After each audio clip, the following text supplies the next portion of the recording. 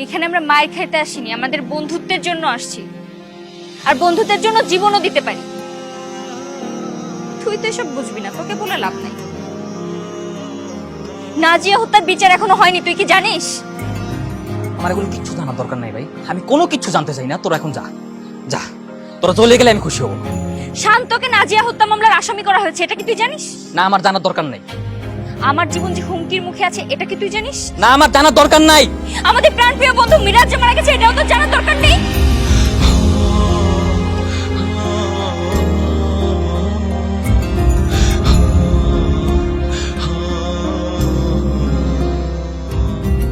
ওর কিছুই জানার দরকার নেই।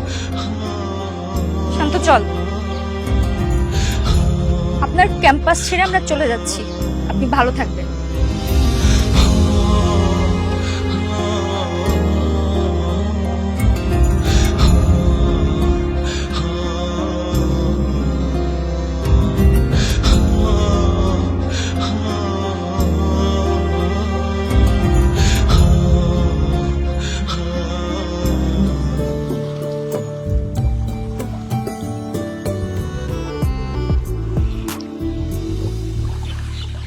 স্কুলের সব বন্ধুকে নিয়ে কতই না গর্ব করতাম, কতই না খারাপ ভালো সময় একসাথে কাটিয়েছি, কিন্তু সবই ফেক। জানি না, নাজিয়া হত্যার বিচার আর হবে না রে। মিরাজ কিভাবে মারা গেল সেটাও আর জানা হবে না। এবার ভেবেছিলাম কিছু একটা করতে পারবো, কিন্তু এবারও হেরে গেলাম। আমি ভাবছি এবার ঢাকায় গিয়ে পুলিশের কাছে স্যারেন্ডার করবো। তোর জীবনটাও শেষ হয়ে গেল, কিছুই করতে পারলাম না আমরা। আচ্ছা, রাতে ট্রেন কয়টায়? রাত 11টায়। ঠিক আছে, আমরা আজ রাতেই তবে ঢাকা ফিরছি।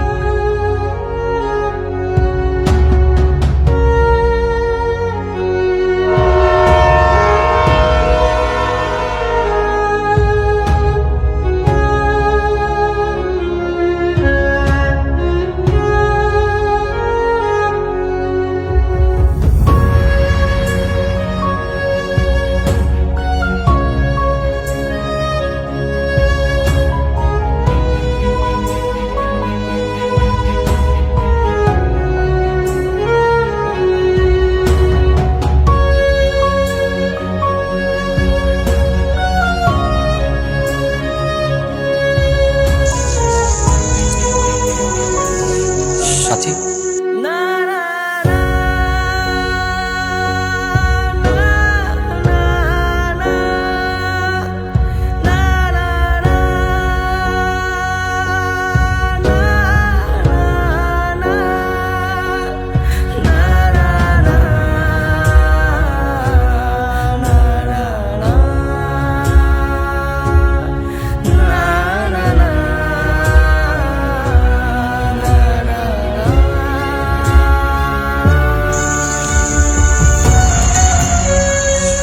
সরি, আমি শত চেষ্টার পরও তোদেরকে ইগনোর করতে পারিনি। আমি আমার বাবা মাকে কথা দিয়েছিলাম যে তোদের সঙ্গে আর কখনো দেখা করবো না, বন্ধুত্ব রাখবো না। নাজিয়ার খুনির আমার বাবাকে মিথ্যা দুর্নীতির মামলায় ফাঁসিয়েছিল। আমাদের এই বন্ধুত্ব না কখনো আমাকে ভালো কিছু দেয় নাই, আমাদের প্রত্যেকের কেরিয়ার নষ্ট করে দিয়েছিল। তার বদলে কষ্ট, কান্না, মৃত্যু, শহর থেকে বিতাড়িত হওয়া এগুলি দিয়েছিল। তাই ভাবলাম এই বন্ধুত্ব রেখেই বা কি লাভ, আমি রাখতে চাই না এই বন্ধুত্ব। কিন্তু তোরা যখন রাশিয়া আসলি না, বিশ্বাস কর ভিতরে ভিতরে আমি যে কতটা খুশি হয়েছিলাম আমি তোদের বলে বোঝাতে পারবো না। আমি বারবার চেষ্টা করেছিলাম তোদেরকে ইগনোর করবো, তোদের সাথে কথা বলবো না। আমার খুব ইচ্ছে হতো তোদের সাথে গিয়ে আড্ডা দেই, কথা বলি, তারপর সেই স্কুল জীবনে ফিরে যাই। আমি নিজেকে কন্ট্রোল করার কত চেষ্টা করেছি, আমি পারিনি। তোদেরকে যখনই দেখতাম আমার ইচ্ছে হতো তোদেরকে বুকে জড়িয়ে ধরি। আমি কি করবো বল, এটা কি আমার দোষ? বুকে আয়।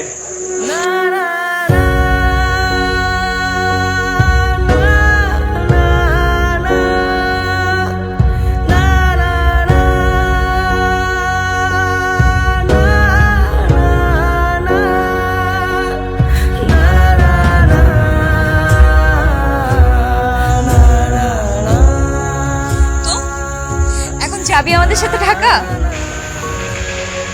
আমি যাব না। মিরাজের কি হয়েছে আমাকে জানতেই হবে। আমি নাজিয়া তার বিচার না করা পর্যন্ত আমি ফিরছি না। I promise. সাব্বাস বেটা।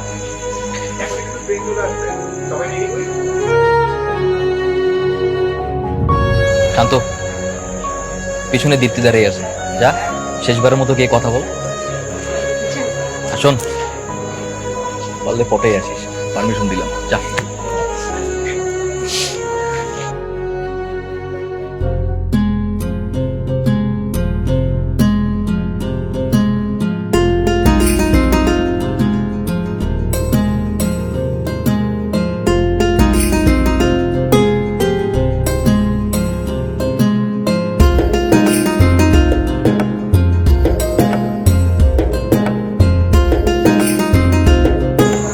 দীপ্তি, তোমাকে অনেক কিছু বলার ছিল, কিন্তু আমার হাতে সময় নেই। আমি তোমাকে পড়াতে চাই, তুমি কি পড়তে চাও? আমি তো পড়তে চাই, কিন্তু এত সহজে না। আমাকে প্রতিদিন ফোন দিতে হবে, মাঝে মাঝে রাজশাহীতে আসতে হবে, প্রেমের জন্য অনেক কিছু করতে হবে, তাহলে পড়তে যাব। হ্যাঁ, কিন্তু তুমি যদি প্রেমে পড়ার সিওরিটি দাও, তাহলে আমি অবশ্যই চেষ্টা করব। সিওরিটি না দিলে চেষ্টা করবা না? না না না, তবুও আমি চেষ্টা করেই যাব। তবে যাও, সিওরিটি দিয়ে দিলাম। দীপ্তি, তাহলে আমি যাই। তোমার কাছে তো আমার নাম্বার আছে, আমি তোমার সাথে কন্ট্যাক্ট করব।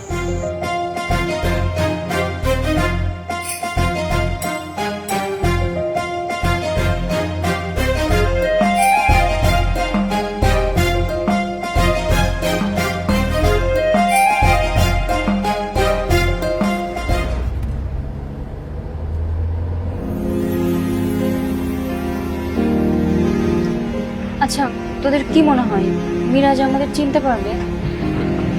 না, চিনতে পারবে না। তোমাকে চিনতে না পারলে আমাদের ঠিকই চিনতে পারবে। মিরাজ আমাদের বন্ধু, সে কখনোই আমাদের বলবে না। কি বলিস শান্ত? আর রাখ তোর মিরাজের কথা। এই, তোর বান্ধবী দীপ্তি আমার ফোন ধরতেছে না কেন? আমি কখন থেকে ট্রাই করতেছি, ফোনই ঢুকতেছে না। আরে আমরা তো গ্রামে আসছি, তাই হয়তো নেটওয়ার্ক পাচ্ছে না। ও হ্যাঁ, নেটওয়ার্ক। এই এই ড্রাইভার সাহেব, একটু থামান তো গাড়িটা, দেখি নেটওয়ার্ক পাওয়া যায় কিনা। আজব ব্যাপার। এই, আপনি গাড়ি থামালেন কেন? এই, তোর কি সিন্ডাডর, গাড়ি চালান। এই গাড়ি নষ্ট হয়ে গেছে, আপনাকে একটু নাইমা দাঁড়াইতে হইব। আচ্ছা, এই গরমে গাড়ির মধ্যে না বসে চল আমরা নিচে নেমে দাঁড়াই। মামা ততক্ষণ গাড়িটা ঠিক করুক। চল। চল চল, নেটওয়ার্কটা দিয়ে পাওয়া যায় কিনা।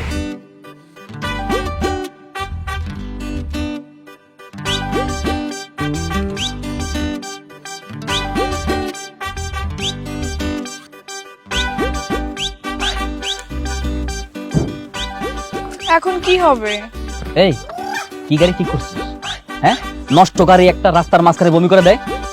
আরে হঠাৎ করে পাইছি এই গাড়িটা, এটা ভাড়া করছি, কি করবো? টেনশন করিস না, ঠিক আছে।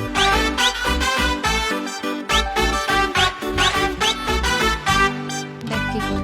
এই ছাগল, নেটওয়ার্কের সমস্যা না, তোর গার্লফ্রেন্ড তোর ব্লক করছে দেখ। আরে হঠাৎ করে ব্লক কেন করবে? আমার মনে হয় কি জানিস, তোর গার্লফ্রেন্ড ওখানে এমন একটা ছেলে পেয়েছে যে তোর থেকে বেশি সুন্দর। কি? হ্যাঁ, আর তার সাথে প্রেম করা শুরু করে দিছে। কি রে সাকিব, তুই আগে বলিস না কেন? তোর তোর বান্ধব একটা লুচ্চা টাইপের। হ্যাঁ, এই, আজব ব্যাপার, লুচ্ছ হবে কেন? এই যদি লুচ্চাই না হতো তাহলে আরেকজনের সাথে প্রেম করে?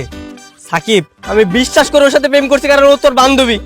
এখন ও যদি আমাকে ছেড়ে যায় তাহলে এর দায়ভার কে নিবে? হ্যাঁ, এই গাদার বাচ্চা, ও কি তোর পিছনে ঘুরছে নাকি তুই ওর পিছে পিছে ঘুরছিস? কোনটা?